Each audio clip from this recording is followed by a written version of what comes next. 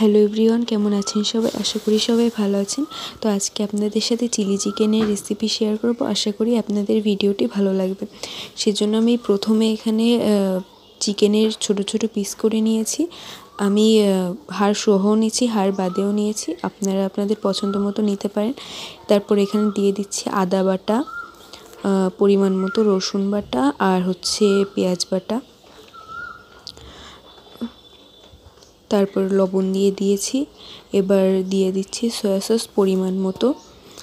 তারপর এখানে আমি লেবু দিয়ে দিয়েছি, লেবুর রস, আপনারা চাইলে নাও দিতে পারেন। তারপর গোলমরিচের গুঁড়ো, টমেটো সস, তারপর এখানে দিয়ে দিচ্ছি মরিচের গুঁড়ো, লাল মরিচের গুঁড়ো। তারপর দিয়ে দিলাম একটা ডিম। এবার ভালো করে সব কিছু দিয়ে ভালোভাবে মাখিয়ে নিচ্ছি। মাখিয়ে নিয়ে তারপর 5 থেকে 10 মিনিট মতো রেখে দিলে ভালো হয়, তাহলে মশলা ভালোভাবে মাংসের ভিতর যায়। এবার দিয়ে দিচ্ছি কর্নফ্লাওয়ার, আপনারা চাইলে চালের গুঁড়ো দিতে পারেন। তারপর ভালোভাবে মাখিয়ে নিলাম। মাখিয়ে নিয়ে এবার সেটা 30 মিনিটের মতো রেস্টে রেখে দেবো, যাতে ভালোভাবে মশলাগুলো মাংসের ভিতর যায়। এবার আমি তেলে দিয়ে কিছুক্ষণ সময় নিয়ে অল্প আঁচে ভালোভাবে ভেজে নিচ্ছি, যাতে ভিতরের মাংসটা ভালোভাবে সিদ্ধ হয়। এবার লাল লাল করে ভেজে আমি তুলে নিচ্ছি তেল থেকে। দেখুন মাংসগুলো কত সুন্দর করে ভাজা হয়েছে। মাংস ভাজা হওয়ার পরে মনে হচ্ছিলো খেয়ে নিই, কিন্তু খাইনি। এবার আমি চিলি চিকেনের জন্য সস বানিয়ে নিচ্ছি। প্রথমে টমেটো সস দিয়ে দিয়েছি। আমি দুইটা সস দিয়েছি, টমেটো সস আর সয়া সস। আপনারা চাইলে গ্রিন চিলি সস দিতে পারেন, রেড চিলি সস দিতে পারেন, কিন্তু আমি দিইনি। এবার আমি কড়াইতে তেল আর বাটার দিয়ে তার ভিতর দিয়ে দিয়েছি রসুন কুচি আর আদা কুচি।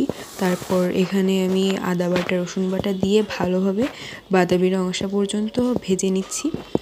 এবার দিয়ে দিচ্ছি 4 কোনা করে কেটে রাখা পেঁয়াজ, ক্যাপসিকাম, আমি শুধু সবুজ ক্যাপসিকাম দিয়েছি, আপনারা চাইলে লাল হলুদও দিতে পারেন। তারপর এতে একটু লবণ দিয়ে ভালোভাবে ভেজে নিচ্ছি, যাতে সবজিগুলো ভালোভাবে সেদ্ধ হয়। এবার খানিকটা ভাজা হয়ে গেলে আমি এখানে টমেটো দিয়ে দিচ্ছি। টমেটো দিয়ে ভালোভাবে ভেজে নিচ্ছি। ভেজে নিয়ে এবার আমি বানিয়ে রাখা সসটা দিয়ে দিলাম এর ভিতর, দিয়ে নাড়াচাড়া করে ভালোভাবে মিশিয়ে নিচ্ছি। মেশানো হয়ে গেলে আমি এর ভিতর ভেজে রাখা মাংসগুলো দিয়ে দিলাম, দিয়ে তারপর সেটাও ভালোভাবে মিশিয়ে নিচ্ছি। ভিডিওটি কেমন লাগছে অবশ্যই কমেন্ট করে জানাবেন। যদি ভালো লাগে তাহলে অবশ্যই লাইক করবেন।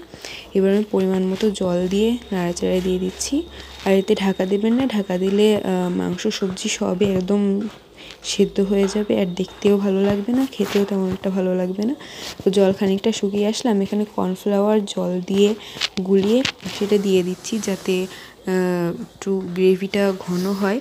আপনারা চালের গুঁড়া জল দিয়ে গুলিয়ে দিতে পারেন যদি কর্নফ্লাওয়ার না থাকে। তারপর আমি নামানোর আগে একটু গোলমরিচের গুঁড়ো আর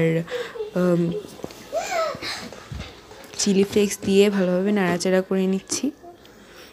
এবার আমি আস্ত গরম মশলা দিয়েছি, এলাচ আর দারচিনি, আপনারা চাইলে গরম মশলা গুঁড়ো করে দিতে পারেন। তারপর খানিকটা নাড়াচাড়া করে এই তো নামিয়ে নিলাম। অল্প সময়ে হয়ে গেল। ঘরে মাংস থাকলে আপনারা এই রেসিপিটা ট্রাই করতে পারেন। আপনারা চাইলে শুধু পেঁয়াজ দিয়েও বানাতে পারেন, খেতে দারুণ লাগবে। তো এটা ফ্রাইড রাইস বা পোলাওয়ের সাথে খেলেও সুন্দর লাগবে। দেখুন কতটা সুন্দর হয়েছে। আজকে এই পর্যন্তই, সবাই ভালো থাকবেন।